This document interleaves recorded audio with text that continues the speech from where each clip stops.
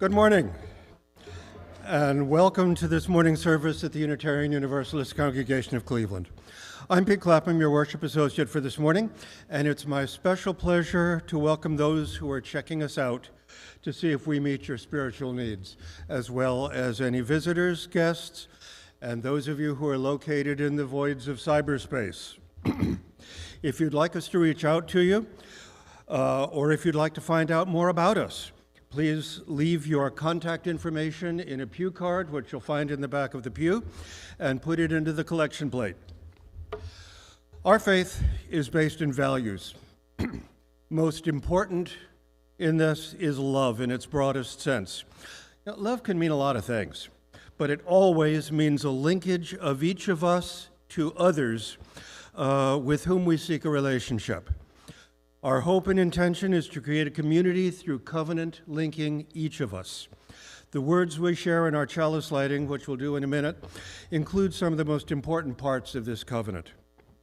The most important thing is that we recognize and honor everyone here as who you are. There are so many things that have been used to divide people from one another that it's easy to forget that a covenant requires a glue, if you will, that makes relationships and unity possible. Some people hold characteristics like, race and ethnicity, gender identification, sexuality, religious background, political views, as issues of judgment to say, I'm better than you. Each of us carries these characteristics, and they may be very important to us for our own self-identification, but they don't affect our ability to love or to be loved. A rich, diverse community, glued together by love, gives us perspectives and models that go far beyond what we can find in any other way. As long as you're willing to accept others as they are and have others accept you as you are, you belong here. So, welcome, everyone, to our sacred space. And let us share the words of our covenant as our chalice lighter this morning. I can't remember your first name. Jeff Levy. Who? Jeff Levy. We just met this morning. He's one of our newest board members, a former worship associate, and I should know his name. Let us share the words of our covenant. On the pew card, we cultivate trust with one another by celebrating differences, honoring boundaries, and offering compassion and care. We listen to each other deeply with curiosity and wonder. We speak for ourselves without need to defend ourselves or persuade each other. We create safe and brave space for healthy conflict, creativity, and fun. We reconcile through forgiving and making amends when we hurt one another.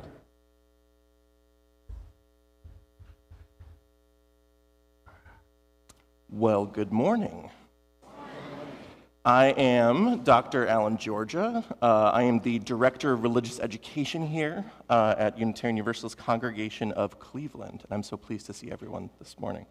Have any of you ever had one of those days when you finally got a handle on everything in life? Maybe you had a very productive few days, and somehow, amazingly, all of your laundry is done. Somehow, there's a basket of dirty clothes around. And you go and you look at your bureau or your dresser or your closet, whatever it is, and you're like, this is it. This is everything. This is all of it. To me, that's what Northeast Ohio in August is with our natural world. This is it. This is everything. This is the whole deal.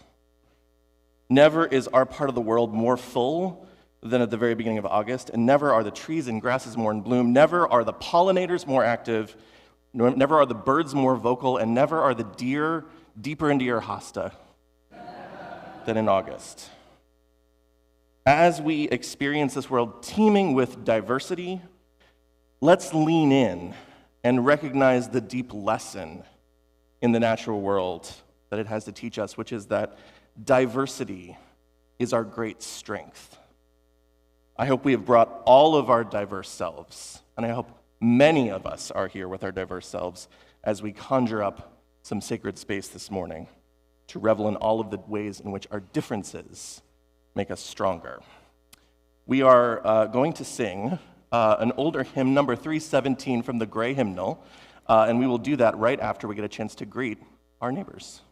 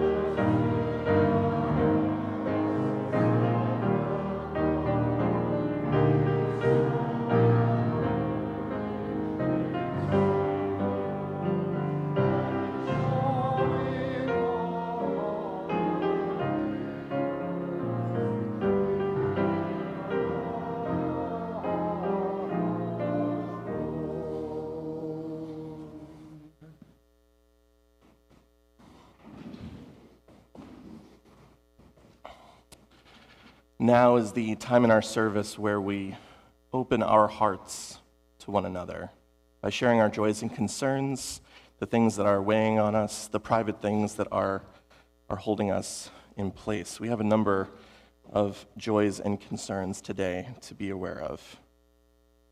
Peggy Lagodny has asked for any good thoughts or prayers and healing sent her way on Monday morning, please.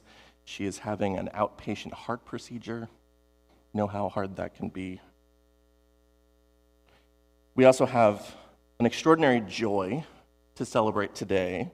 We get to welcome back, after 300 days in deployment in Southwest Asia, Aaron Burkle, with us today.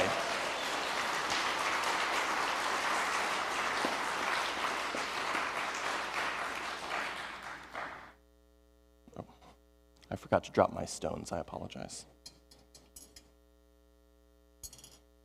A final and very important stone for our joys and concerns.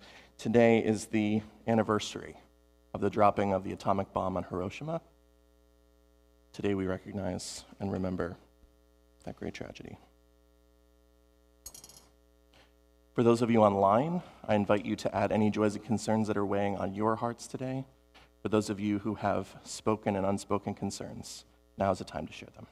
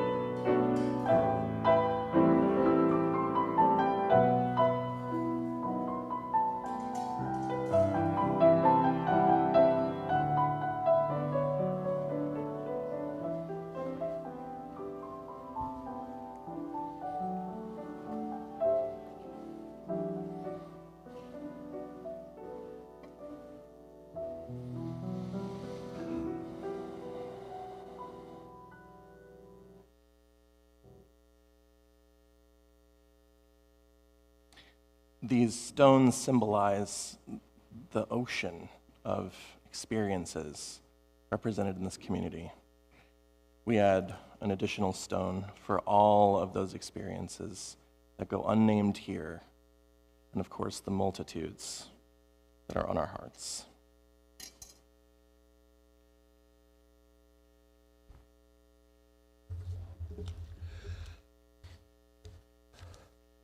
We need some help up here. I would like to invite anybody who'd like to take part in a little skit to illustrate diversity. Come on up. We need a couple of adults, and yes, there's an adult. We need a couple of adults and a couple kids. And yeah. All right. Okay. The adults are going to join Allan, and they will be moray eels. For those of you who don't know about moray eels, this is a picture of a moray eel. You'll notice something about it. It has very large teeth. It is a vicious predator that lives in coral reefs in the warm parts of the world. The kids, these two brave souls, will be cleaner shrimps. Thank you. These two brave souls will be cleaner shrimps. Cleaner shrimps are wonderful. They will come right up to the moray eels and clean their teeth. And the moray eels have big teeth. And the cleaner shrimps will clean the teeth. Okay? So, let us continue. Oh yes, who am I? I am a hungry fish, and all I want is to get my lunch. So I'm swimming around while the cleaner shrimp are cleaning the teeth, and I catch a cleaner shrimp. There. Astrid is now eaten.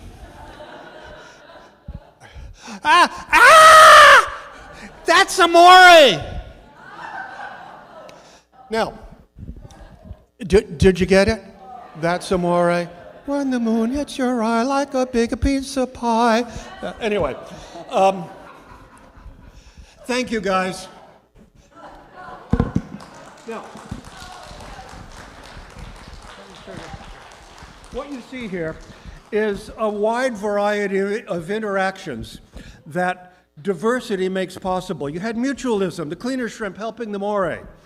The moray protects the shrimp by keeping them safe, more or less, from people like me, the hungry fish. Predator prey. The other fish eat the cleaner fish, like me. I'm the other fish, right? They eat the cleaner shrimp, they eat other fish.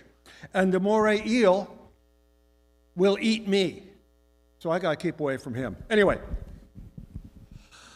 for our offering today, I would like to introduce Zoe Bird of the Golden Rule.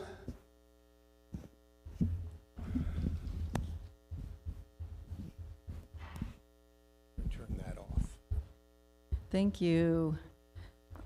I am here thanks to the Cleveland Peace Action, who's sponsoring and hosting our group to Cleveland on our long journey on the Great Loop. I'm with the Golden Rule Peace Boat. Afterwards, during the coffee hour, I'll be available. You can ask me any questions you wish. This is a very special historical peace boat. And today is a day of solemn commemoration. 78 years ago today, on August 6th, 1945, the U.S. dropped an atomic bomb on civilians in Hiroshima. 70,000 people died instantly, and within the next 3 days afterwards, 70,000 more perished. And this is why we sail, to rid the world of these horrendous nuclear weapons. This peace boat started in 1958. It was purchased by 4 Quakers who had decided to, work had been going on to try to end the nuclear weapons testing the U.S. was doing testing in the Marshall Islands at the time. And Captain Bigelow who was a commander in the Navy for 30 years. He actually resigned his position a month before he would have gotten his retirement pension from the military due to the bombing of Hiroshima. And he and others, 3 other crew, sailed the Golden Rule towards the Marshall Islands in 1958 to bring attention to the nuclear weapons testing. They didn't quite make it. They made it to Hawaii, but they were arrested when they left Hawaii after resupply, and they were forbidden from going to the Marshall Islands. Later, of course, that ruling was found to be illegal. The U.S. had said that you couldn't sail into the Marshall Islands, but that is international water, so that was thrown out later. But the boat went into obscurity for many years, and in 2010, she was found again. She was a derelict in Humboldt Bay, and she sank in a gale, getting bashed against a dock. And so from 2010 to 2015, Veterans for Peace and peace groups and the Quakers rebuilt her in Humboldt Bay, California, and since 2015, we've been sailing her again. And this last year, since last September, we've been sailing on the Great Loop. So we trucked the boat to Minneapolis and sailed her down the Mississippi River, motored her down this Mississippi River, more like. Then we went along the Gulf Coast to the tip of Florida. We took a side trip to Cuba, and then we went up the eastern seaboard all the way to Portland, Maine, where the first chapter of the Veterans for Peace, we're a national project of Veterans for Peace, so we had to go to Portland, Maine to the chapter number 1. And then we came down to New York City and went up the Hudson River and through the Erie Canal, the Oswego Canal to Lake Ontario, and now we're sailing all of the lower Great Lakes. We'll end in Chicago in September after 13 months and 11,000 miles on this particular voyage. Yeah, I can tell you more about the boat and the mission, and you can visit the boat at the North Coast Marina this afternoon. And there's a program tonight, not sure where that is because of the weather. It was going to be outdoors, and it might be indoors now. So we can let you know where that will end up being. And I just thank you very much for your support, and I'm glad to be here with you today. Thank you.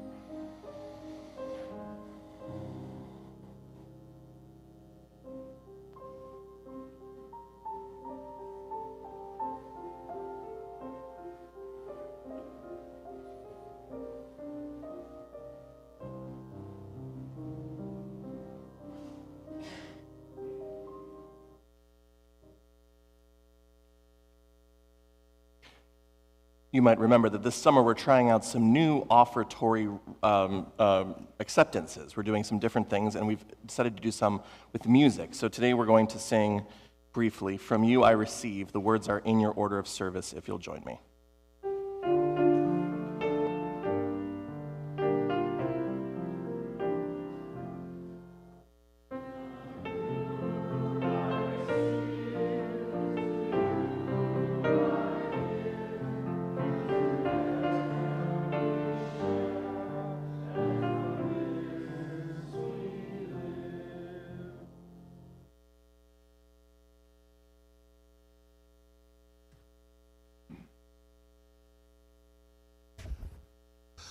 Final word on the offering.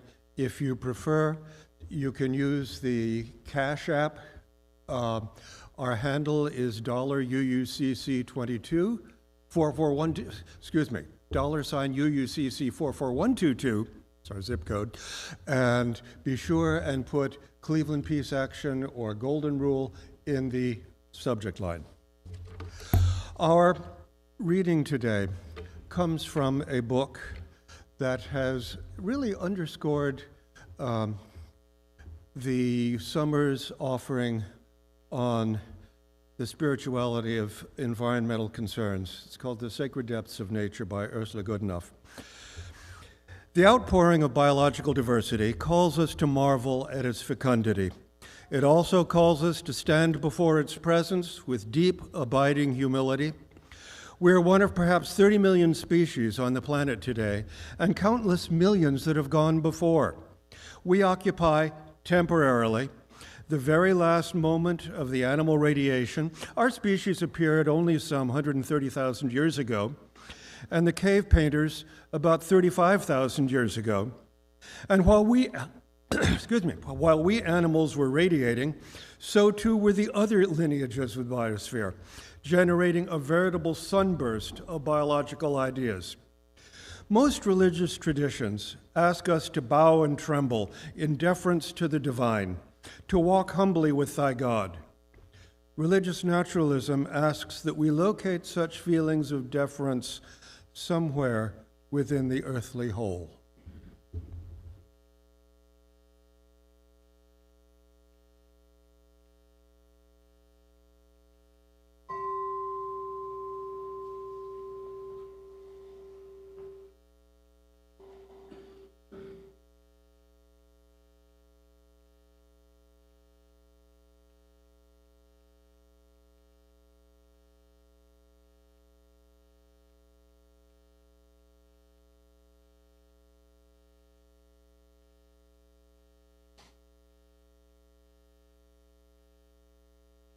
Good morning, again. I don't know who decided this thing, but in my whole life, without question, the venue, the place where the greatest contention, the highest stakes, the most divisive elements of what it was to be a person took place in a high school cafeteria. A whole host of John Hughes movies, if you were growing up in the early 80s. 10 Things I Hate About You was the one that I remember the most when I was a kid. We obviously have Mean Girls as well. High school cafeterias, places of boundaries and contention and sects and groups and cliques and all different kinds of things. So here's an interesting question for us. Perhaps a very revealing question. Where did you sit in the high school cafeteria? Who was your clique? Who were your people? Yeah. Yes.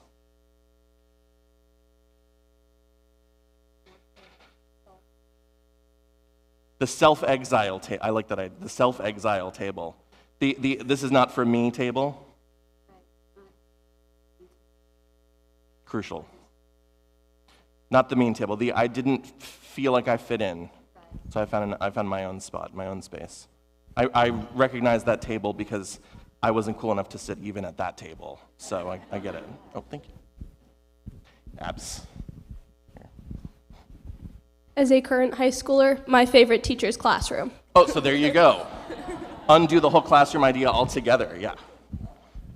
The nerd table. The nerd table.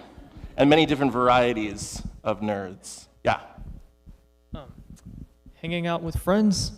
So just whoever your friend group is, right? Okay. Now here's the thing, actually, as we're hearing more. The preppy band geek table. Preppy Band Geek and Astrid, help us out. Preppy Band Geek, yeah, I love The that. 4th grade table, because my class was split 4th and 5th. Okay, so sometimes, yeah, by age, right? So another way that we're separated. So here's the thing. Imagine this is a great big lunchroom. Where does everyone sit? We've named some tables. There are probably some additional ones. I mean, we didn't even bring up the classic, athlete, cheerleader table, right? That's always in the middle, right? So like somewhere around here, this is about where the cool kids sit. All right, we talked about the self-exile table. Where do they sit? Probably somewhere over here. I know I was always as close to the hallway as possible. Got to know where the exits are. Maybe over here. What other groups might be back here? The nerd table might be over here somewhere. Yeah, what was that? Parents, yeah, that's right. So so we have the family groups. Any other ones? Yeah, so yes, we said that. Yeah, athletes are the jocks table for sure. Choir geeks, yeah, music geeks, choir geeks, introverts. I'll note that in my high school in South Florida, we had a very large Cuban population, and then we had a very large Haitian population. Unsurprisingly, they sat in their own areas. A self-segregated lunchroom. We do this, right? Does this high school lunchroom sound like other rooms you occupy from time to time? A big lunchroom. And of course, in this case, if this sanctuary is the lunchroom, I'm, of course, like the awful vice principal who's just scowling around, making sure there's no conflict. Because that's the thing, right? That's what lunchrooms are going for. It's a place where conflict is meant to be avoided. It's a place where, we are just trying to keep things cool and chill and even keel. It is not a place that is hoping for growth. It's not a place that's hoping for thriving. You're just getting through the day. And it's interesting to think about that because part of the premise of a high school cafeteria is to not think about the group, right? This is not a group first. These are individuals first. And just as we said before, you have to find your place to fit in. You are you, and you're coming in to find a place. You better find the right place, or things are going to go bad for you. The paradigm that a high school lunchroom points to so often. I'm talking about a toxic. If you had a great high school cafeteria, I think that's wonderful. So this is the Mean Girls version of a high school cafeteria. But the paradigm here is not engaging with diversity. The paradigm here is putting up with diversity. That was my experience with my Cuban and Haitian peers when I was in school. People I was effectively not allowed to know. So many things had set it up so that those things would just never come together. It was, we'd rather not be together, but we have to be, so let's just stay out of each other's way. The witness of nature, of course, is that diversity is not something to put up with. It's not something to cope with. In the natural world, diversity is not only to be fostered, diversity is quite literally an indicator of health. A diverse community in nature is not in stasis, it is flourishing, it's dynamic, it is moving, it is healthy. Diversity is something to lean into. It's something that you want more of. And I'm sure this isn't a surprise to anyone in this room, and I assume there are many of us who have powerful spiritual experiences in nature. It's no surprise to know that when we're looking out into the world, if we're on a hike or if we're on a walk, at no point in time has it occurred to you to think, wow, I wish there wasn't so much stuff here. I wish this was more one note. When we see the richness of nature in front of us, the diversity of the natural world, we realize, is what makes it beautiful. It indicates that vibrant thing that in this season is all around us. In that same way, I think we can also understand how a lack of diversity in nature is a sign of a problematic ecosystem. That's something that is a little tragic and a little broken. I thought about this. This was, I guess it was about 2 years ago now. Good grief, I can't believe it's been 2 years. Visiting some friends in Michigan. So driving through those Northern Ohio highways all the way through. And I'll say for myself, a cornfield is still kind of exotic to me.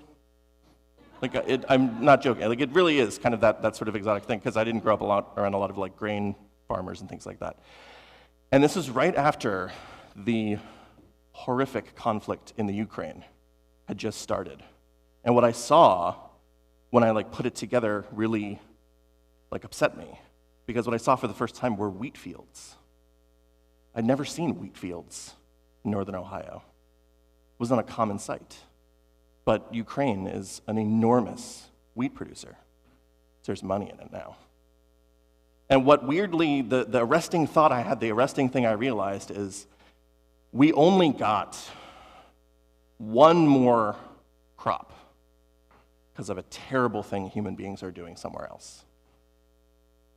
Like corn is this monoculture, we call it, right? Corn is this single thing to just eviscerate a land and grow one thing, a monoculture. And war means like, okay, we'll grow two things. It actually got me thinking about a photographer that I really appreciate, a really powerful photographer. And I'm about to talk about pictures, so what I can promise is I will post this on Facebook later with some images, so you'll just have to go with me here. But his name is Aristotle Rufinus. Maybe you've heard of him. He does this extraordinary thing where he will come and visit and live in a very densely populated city for like a period of months. And he takes photography shots of enormous cityscapes. Think like Hong Kong, like Bangkok, these gigantic, extraordinary visages, just huge amounts of people in these buildings. And the thing about it is that because computers are miracles, he can take scores and scores and scores of photos over many different periods in time. And then because he has the same perspective on these same shots, he's able to knit together the images so that he slowly takes out all of the people in all of the images and captures a ghost town, an empty ghost town, and often he'll leave one light on. Just enormous urban cityscapes with just one person there. Cornfields, monocultures, hostility to diversity. The great tragedy is when we erase the diversity of the world, and in the process we replicate our own isolated experiences as people. Those monocultures are in our lives too. Another way of putting it, that anxious, isolating feeling in that high school cafeteria and the monoculture of the foods that the kids are eating there, that's part of the same spiritual irk. That's the same thing, the same experience. So we made a high school cafeteria before. Let's make a different map of the sanctuary. What do you say? Instead of this being a high school cafeteria, instead of thinking about cliques, suppose this aisle is a river. Suppose this is not a cafeteria. Suppose it's an ecosystem. Now, we don't need to bring the microphone around here, but if this is a river, and let's say it's a river not far from here, who might show up? Who might be at our river? Fish, I hope. Some fish. Other things? Raccoons? Deer? Others? Otters? Beavers? We're going very high. How about lower? What's further down? How about some salamanders? Crawdads?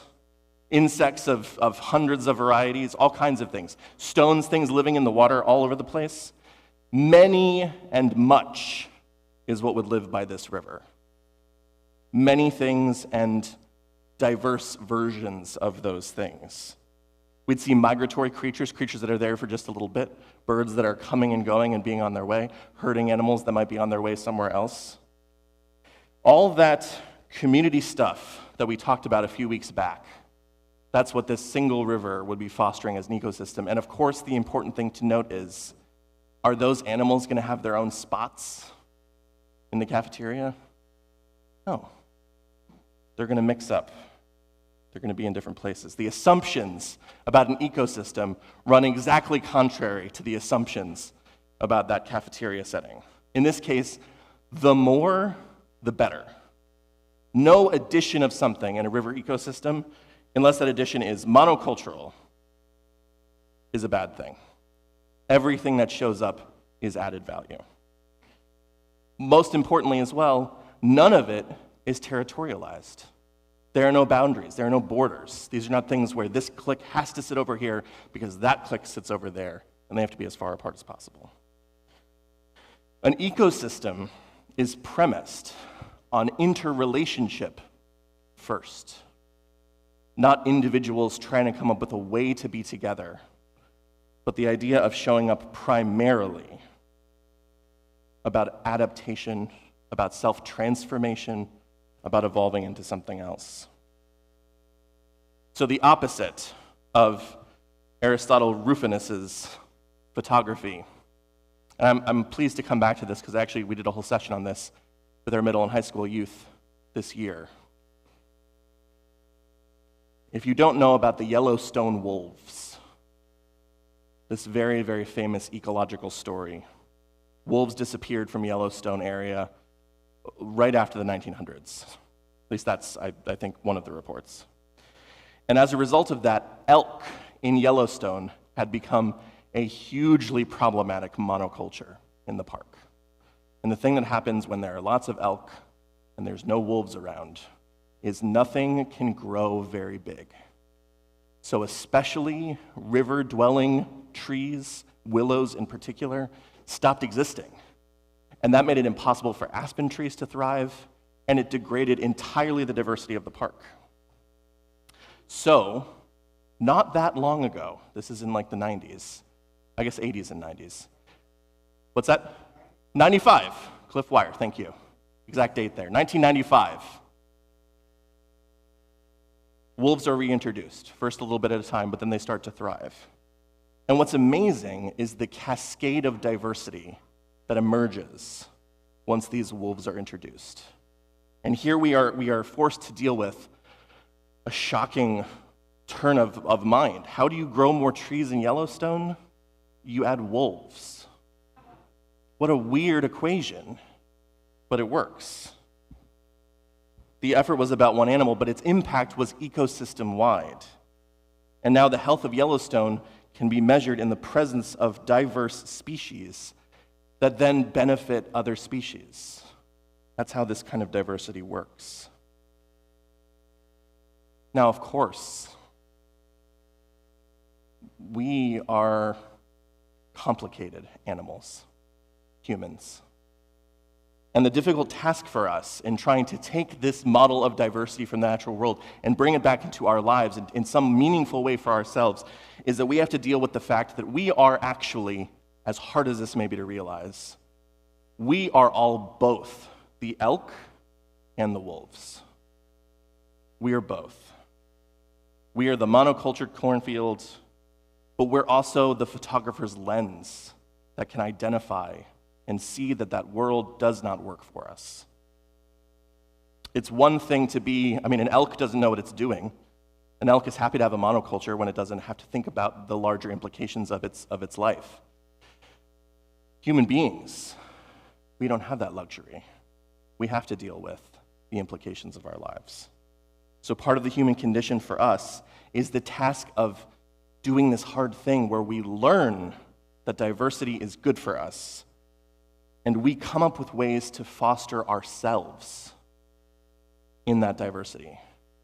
And to do that, we have to make an even deeper ecosystem, the ecosystem of our own minds and spirits, where we foster the kind of diversity of our mental and spiritual landscape so that we can make ourselves diverse and healthy, so that we can then enter the world in a diverse and healthy way.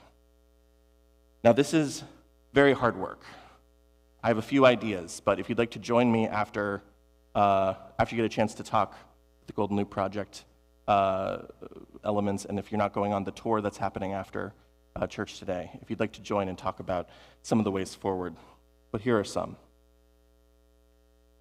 Monocultures are born out of fear and anxiety. Those fears and those anxieties are very real, because you want a monoculture when you realize that there might not be enough. That fear and that anxiety is the root of that instinct. And make no mistake, this is in all parts of our experience. If we want to talk about, for example, dismantling systems of racial oppression in our congregation, that is another way of saying we have to abolish monocultures and undo the experiences that lead us to imagine that a monoculture is a good way at all. We also have to start thinking then as an ecosystem member first, and not as an individual first. If we start with interconnections as our premise, then our goal is constantly to find ways to knit ourselves together and to find ways to connect. Because we realize that to help ourselves, we have to help everyone else. Perhaps the most important one, at least to me, and this is an entire message in itself, so I'm not going to get as deep into these waters as I would like to. But I have a deep, deep feeling religious faith in what there's no better word for than non-zero-sum dynamics. We live in a very zero-sum world, where the idea is that there's this much stuff, which means if you have some of it, I don't have it. That's zero-sum thinking. There's a pie, and I got to get the biggest slice I can get. Non-zero-sum thinking is realizing that we are creative and adaptable and engaged creatures, and there is no reason we can't bake more pies. There's no reason we can't find new ways to flourish and new ways to grow. To foster that kind of non-zero-sum thinking is a way of looking at the world no longer through the lens of our fear and anxiety, but to truly see the ways in which something benefiting someone else is an extraordinary win for myself. That's hard. That's hard. But we can look here in, if I can say, an uncommonly beautiful August here in Northeast Ohio. I have never felt more lucky to live in a place than I do right now. Look at this world blooming around us in a thriving chorus of what diversity can bring to our lives. We are surrounded by this, it's like a jungle of witnesses to the power that diversity can have for us if we're willing to look, so that we can imagine a world that is truly and deeply good, this ecosystem world. I hope that we have the courage to come and drink from the great river that welcomes any and all of us, and that many and more of us come.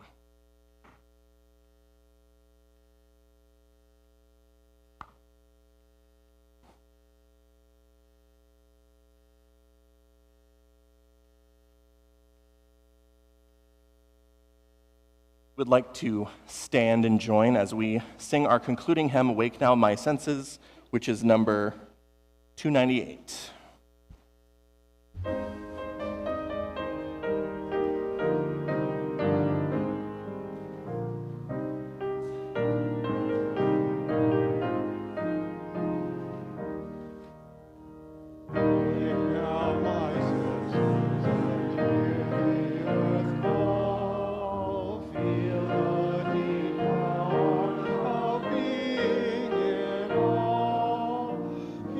With all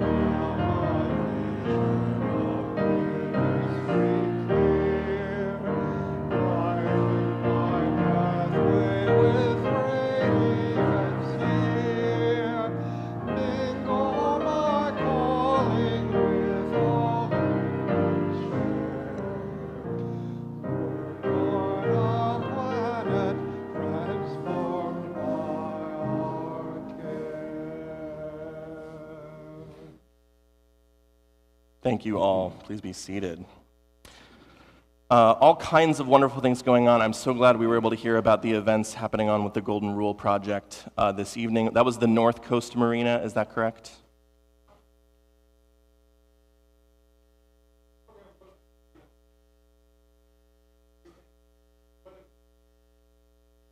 Okay, so maybe look out if you're interested for an announcement about weather, alternate weather meeting for the event.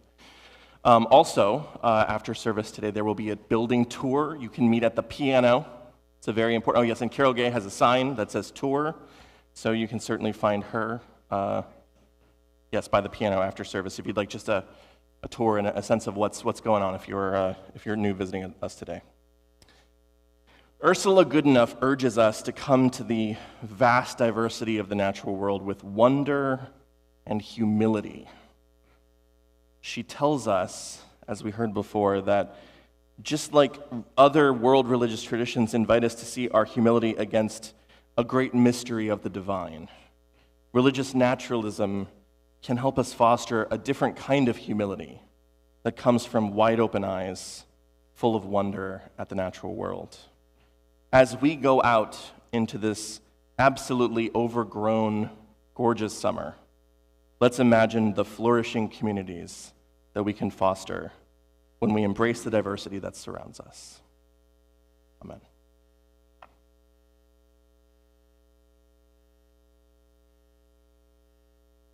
As our service comes to an end, let's share perhaps as important a part of our covenant with each other as the chalice lighting, as we share the words in our extinguishing the chalice on your pew card.